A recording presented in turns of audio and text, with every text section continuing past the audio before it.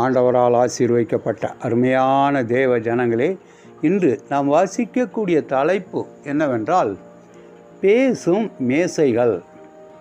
அவர்கள் ஒருமனப்பட்டவர்களாய் தேவாலயத்திலே அனுதினமும் தரித்திருந்து. அப்போஸ்தலர் 2வது அதிகாரம் 46வது வசனம். தனிமை என்ற உணர்வு நம்முடைய நலமான உணர்வுகளை அச்சுறுத்தக்கூடிய மிக பெரிய தீமையாகும். இது சமுதாய ஊடகங்களில் நம்முடைய நடத்தை, நாம் எடுத்துக்கொள்ளும் உணவு மற்றும் இது போன்றவற்றை பாதிப்பதின் மூலம் நம் உடல் நலத்தை பாதிக்கின்றது. உலக மக்களில் கிட்டத்தட்ட 2/3 பேர் வயது, பாலினத்தை சாராமல் ஏதாவது சில நேரங்களிலாவது தனிமையை உணர்கின்றனர். பிரிட்டனில் உள்ள ஒரு பெரிய அங்காடியில் பேசும் மேசைகளை அவர்களின் சிற்றுண்டி சாலைகளில் மக்களிடையே உறவுகளை ஏற்படுத்தும் நோக்குடன் உருவாக்கியுள்ளனர். மனிதர்களோடு உறவாட விரும்புகின்றவர்கள் இத்தகைய நோக்கோடு அமைக்கப்பட்டுள்ள மேசைகளில் அமர்ந்திருப்பவரோடு இணைந்து கொள்வர் அல்லது அங்கு அமர்வதின் மூலம் தங்களின் விருப்பத்தை மற்றவர்களுக்கு தெரிவிப்பர். உரையாடல்கள் அவர்களுக்கு மற்றவர்களோடு தொடர்பையும் சமுதாய உணர்வையும் தருகின்றது. ஆதி திருச்சபைகள் மக்களுக்கு பிறரோடு பகிர்ந்து கொள்ளும் வாய்ப்பை ஏற்படுத்தி கொடுத்தது.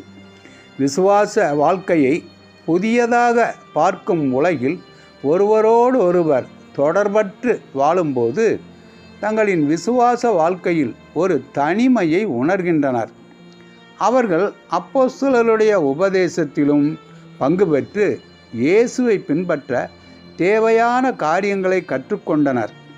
அவர்கள் ஒருமனப்பட்டவர்களாய் தேவாலயத்திலே அனுதினமும் தரித்திருந்து வீடுகள் தோறும் அப்பம் விட்டு ஒருவரையொருவர் ஊக்கப்படுத்தி ஐக்கியத்தில் நிலைத்திருந்தார்கள்.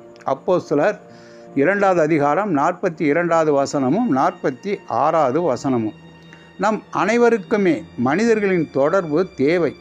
தேவன் அதற்கென்றே நம்மை உருவாக்கினார். வேதனை நிறைந்த தனிமை நம்மை இந்த தேவைக்கு நேராக வழிநடத்துகின்றது. ஆதி திருச்சபை மக்களைப் போல நாமும் நல்லெண்ணமுடன் மனித தோழமையை ஏற்படுத்துவோம். இந்த தேவையோடு இருக்கும் நம் சுற்றத்தாருக்கும் வழங்குவோம். கூறினவர் கிறிஸ்டன் ஹோம்பர்க்.